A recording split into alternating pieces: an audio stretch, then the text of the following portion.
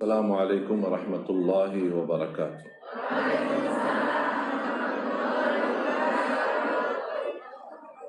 Alhamdulillahi rabbil alamin. Ashhadu an la ilaha illallah wahdahu la syarika lah waliyus salihin. Wa ashhadu anna sayyidana wa nabiyyana Muhammadan abduhu wa rasuluh.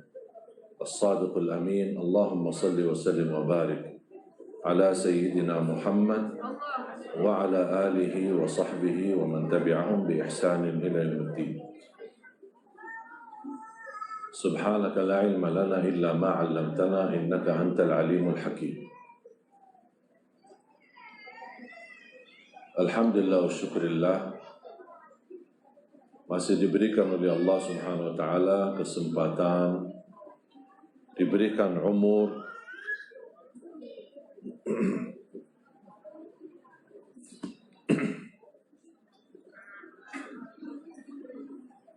masih diberikan oleh Allah Subhanahu wa taala umur untuk kita bisa mendekatkan diri kita kepada Allah Subhanahu wa taala.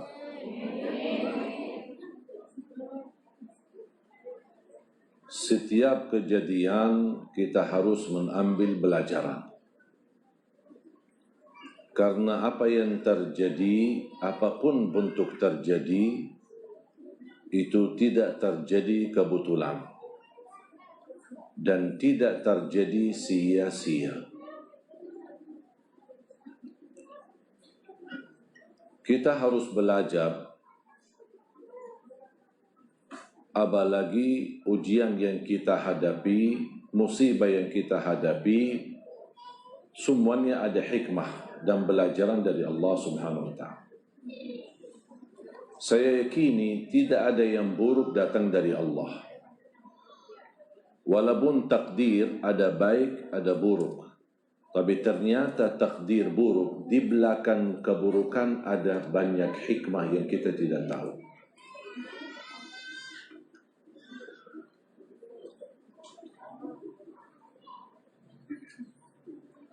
Dan ujian yang kita hadapi menjadi sebabnya terampuni dosa kita.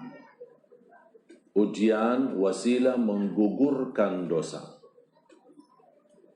bahkan menaikkan darjat kita di sisi Allah. Mungkin ada dosa yang sudah kita taubat, istighfar, insya Allah diampuni Allah. Tapi ada dosa yang kita lupa, kita tidak ingat. Dosa di masa muda kita, dosa mohon maaf di masa jahiliyah kita tidak ingat.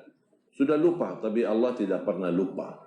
Makanya salah satu wasilah supaya dosa itu diampuni, karena kita tidak tahu yang mana dan tidak ingat, supaya kita taubat dan kita belum taubat dari dosa tersebut, Allah kirimkan ujian untuk gugurkan dosa itu. Sebelum saya lanjut, saya ucapkan selamat milad yang ke-6 Majlis Ta'lim Khairun Nisa. Ya, Masya Allah. Tahu nggak artinya khairun nisa? Apa?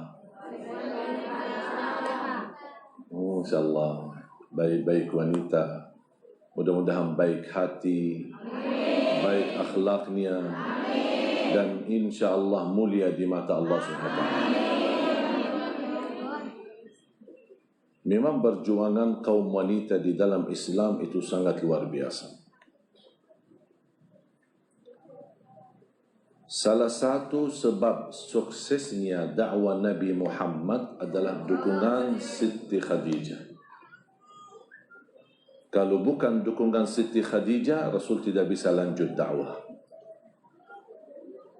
Harta Siti Khadijah dihabiskan untuk Nabi Muhammad SAW, untuk dakwahnya. Siti Khadijah pertama wanita yang mendampingi Rasulullah SAW ketika dicaci maki oleh Quraisy. Siti Khadijah pertama wanita yang mengikuti agama Nabi Muhammad SAW. Siti Khadijah pertama yang telah menurbangkan hartanya, waktunya, tenaganya untuk Nabi Muhammad SAW. Sampai Rasulullah SAW habis meninggal Siti Khadijah, tahun itu disebutkan tahun kesedihan karena sangat melukai hati Nabi Muhammad SAW. Istri yang berjuang, istri yang begitu rela dan ikhlas, istri yang menghabiskan hartanya untuk Nabi Muhammad SAW, untuk Islam. Sampai 2 tahun Rasulullah SAW tidak menikah sesudah wafat Siti Khadijah. 2 tahun sendirian Nabi Muhammad SAW. Habis 2 tahun baru nikah sama Siti Saudah, seorang wanita berusia 80 tahun. Sedangkan Rasulullah SAW di waktu itu masih 52 tahun.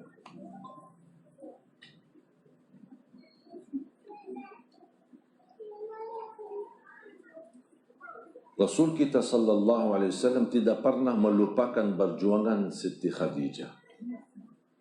Selalu Rasulullah SAW sebutkan, bahkan kalau ada kawan-kawannya Siti Khadijah, teman-temannya Siti Khadijah, Rasul suka sambut. Berkali-kali keluarga atau teman, ini bukan keluarga, tapi teman, sahabat Siti Khadijah. Ketika mereka datang, Rasulullah SAW berdiri menyambut mereka. Siti Aisyah cemburu. Walaupun Siti Khadijah sudah lama meninggal dunia, tapi masih ada perasaan cemburu Siti Aisyah terhadap Siti Khadijah. Kira-kira gimana kalau Siti Khadijah masih hidup? Gimana perasaan Siti Aisyah? Sambil Siti Aisyah pernah berkata, ini siapa kok mereka begitu luar biasa perhatian kamu sama mereka? Kata Rasulullah SAW, ini Suwaihibatu Khadijah, teman-teman Siti Khadijah.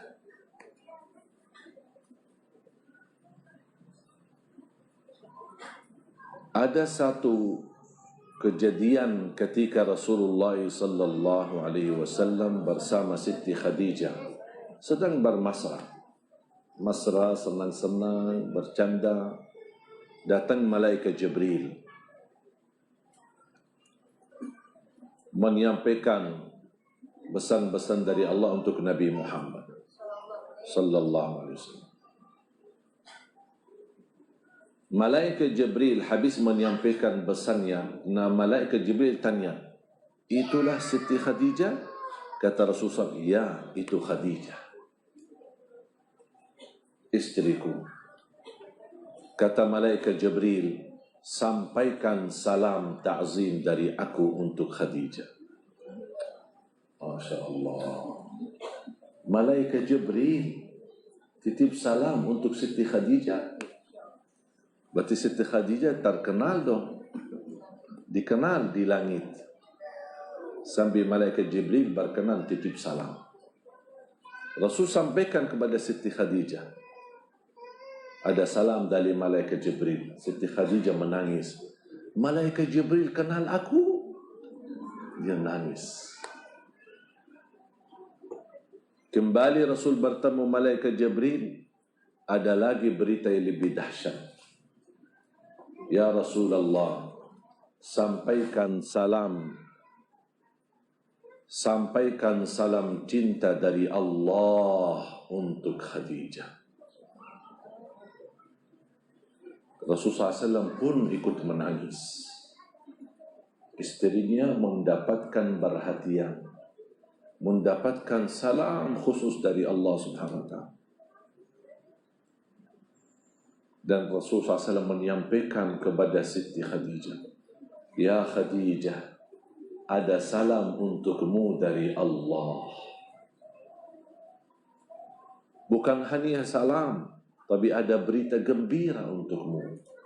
Wa basyirha bi baitin fil jannah la nasaba fihi wala sakhab. Kasih tahu Khadijah, Allah telah menyediakan rumah di dalam surga. Tidak ada lagi bisikan kecapian dan fitnah dan tantangan.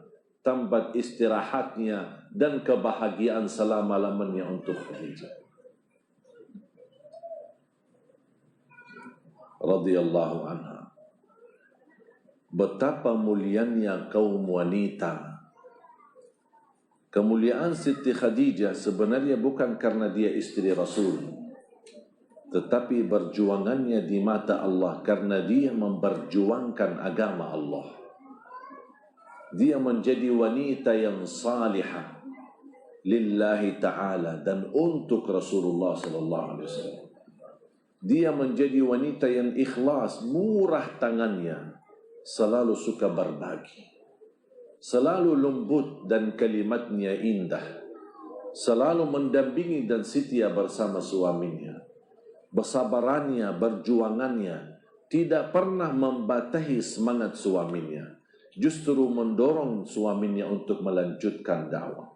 Berkali-kali Rasulullah SAW curhat sama Khadijah, "Ya Khadijah, saya membawa kebaikan untuk kaumku, malah kaumku memfitnahi aku. Ya Khadijah, saya membawa la ilaha illallah, malah kalian mereka mengusir aku dari kampungku. Ya Khadijah, saya sudah mendoakan yang terbaik, tapi justru mereka malah melemparkan aku sampai aku berdarah."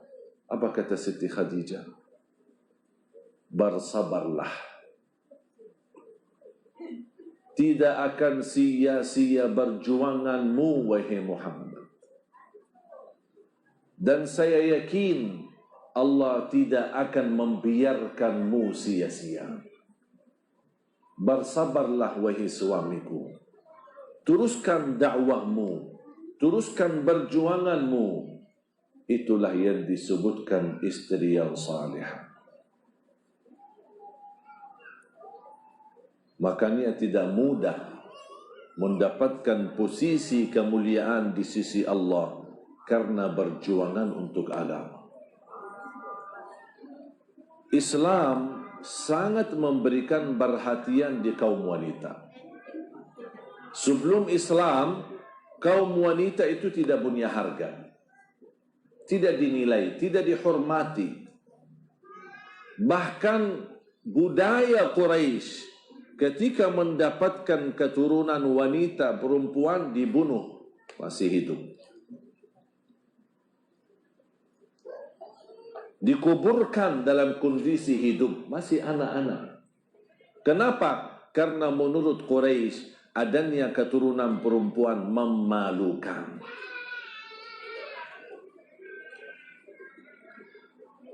Sampai ada berita Sayyidina Umar ibn al-Khattab radhiyallahu an, ketika sering kadang-kadang dia menangis sendiri, dan ditanya, "Kenapa engkau nangis?" Dia jawab, "Saya ingat di masa jahiliyah membunuh anakku sendiri. Saya kuburkan anakku sendiri." Tahu enggak cerita itu? Belum pernah ya? Pernah dengar enggak? Sayyidina Umar Khattab mengkuburkan anaknya sendiri di masa hidup.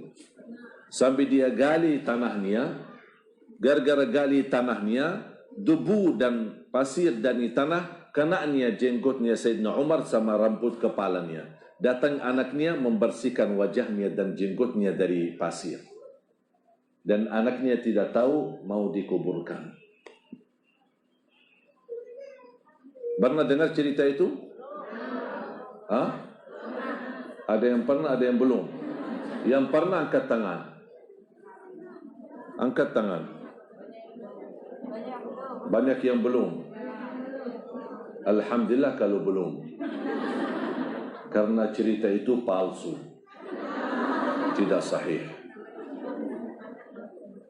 Dan ini sering disebarkan oleh kalangan yang tertentu supaya kita menimbulkan perasaan benci Sayyidina Umar. Dan ini riwayat tidak ada sanadnya yang sahih, palsu. Tapi selain kejadian ini, memang budaya di Quraisy suka membunuh anaknya di masa hidup. Masih hidup tapi dibunuh, dikuburkan hidup-hidup. Datang Islam justru sebaliknya memuliakan wanita dan memuliakan keluarga yang memiliki keturunan perempuan.